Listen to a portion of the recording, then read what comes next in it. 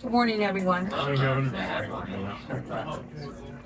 Good morning. Good morning. Good morning. I want to thank Yusuf and Nubian Markets. We're proud to partner with this great community resource.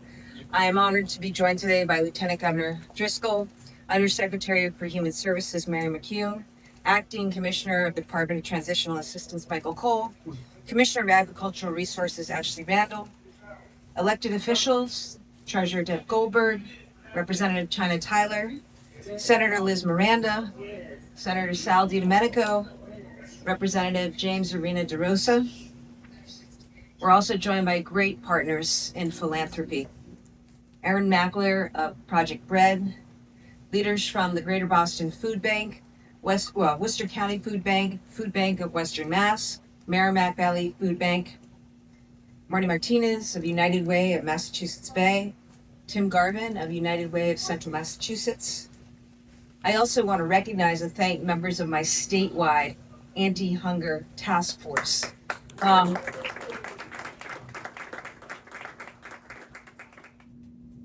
Back in July, when President Trump and Republicans in Congress passed the Big Beautiful Bill, that bill cut so much money from food assistance in this country. It's the largest cut to food assistance in this country's history. So we immediately got together and we organized a statewide task force to combat hunger in the state, knowing that those cuts were coming. But today I want to talk about another threat. President Trump has chosen to stop all SNAP benefits to Americans starting next week. And leadership is a choice. And sadly, President Trump has chosen to take away food from people all around this country. Let me tell you the impact in Massachusetts. That's going to mean that 1 million people in Massachusetts are not going to have their food benefits starting next week. 32% of them are children, 31% are people with disabilities, 26% are seniors.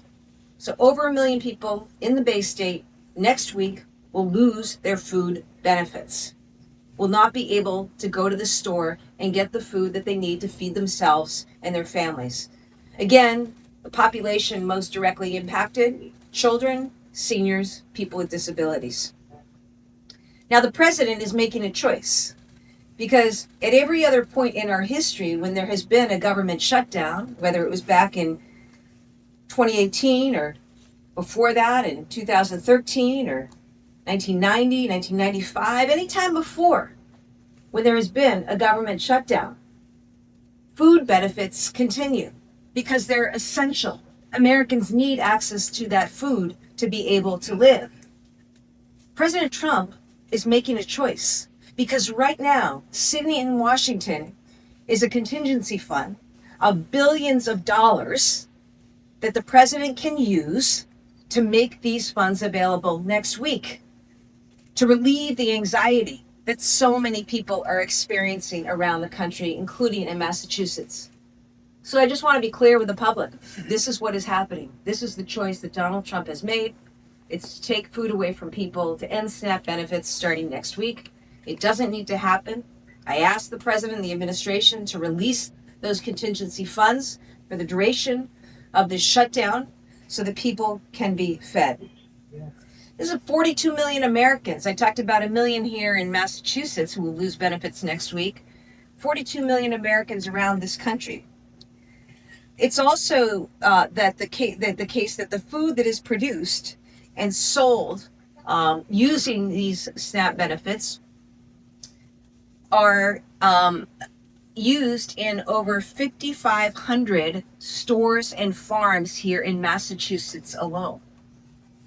And that's stores and farms around this country. Why does that matter? It's bad enough that you're taking food away from people and families, but you're also taking revenue away from our grocery stores and our farmers. Okay? That's a big deal for the American economy because without that revenue, our stores, whether it's a Nubian Market or a Big Y or anywhere else in this great state, they're going to be losing revenue. And what are they going to have to decide? They're going to have to cut back on worker hours. They're going to have to lay people off. So the ripple effects, the consequences of President Trump's cruel and callous and calculated decision, I guess, to cut off these benefits, not only impacts those who need the food, but also our broader economy. This is something that affects every state. And I know governors right now are very concerned about what's happening because no state can backfill these benefits. These benefits in Massachusetts alone, it's about $240 million a month that comes in through SNAP benefits. No state can make up the difference. We can't replace SNAP benefits. But here's what we can do, okay? Here's what we can do, and we're going to do. We're going to work to get resources to food banks who will need more support than ever.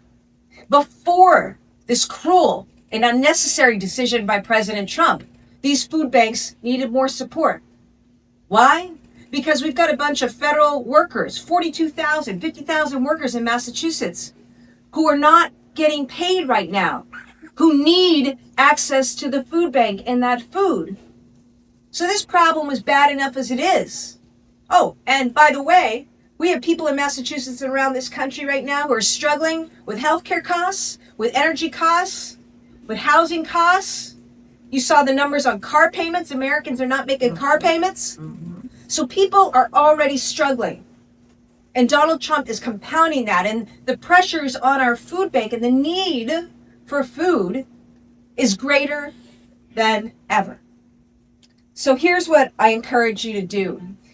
Today, I'm pleased to announce that the United Way is going to create a new resource called the United Response Fund. United Way is joining together all 13 chapters. You'll hear more about it. United Response Fund. I encourage people in Massachusetts who can afford to go and contribute to the United Response Fund to help feed our families, our seniors, our kids, our neighbors with disabilities. I also want to encourage people to get in touch with their local food banks, their local food pantries. Go to them, ask them what they need and what you can contribute. Those who have the means, this is the time to step up. And the good news in Massachusetts, I know we are a state full of people with compassion and care. America is a country full of people with compassion and care. And in this moment of real fear and anxiety, I know the generous and resilient spirit of the people of Massachusetts.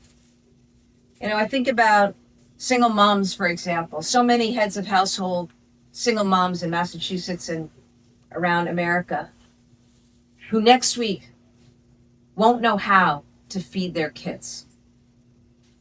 I was raised by a single mom. And I do not want to see single moms or anyone else in this state, in this country, suffer needlessly. And the fact of the matter is they don't need to. Because today, as we sit here and Donald Trump builds that ballroom, he has an opportunity to release billions of funds that will provide these benefits and keep people fed during this shutdown.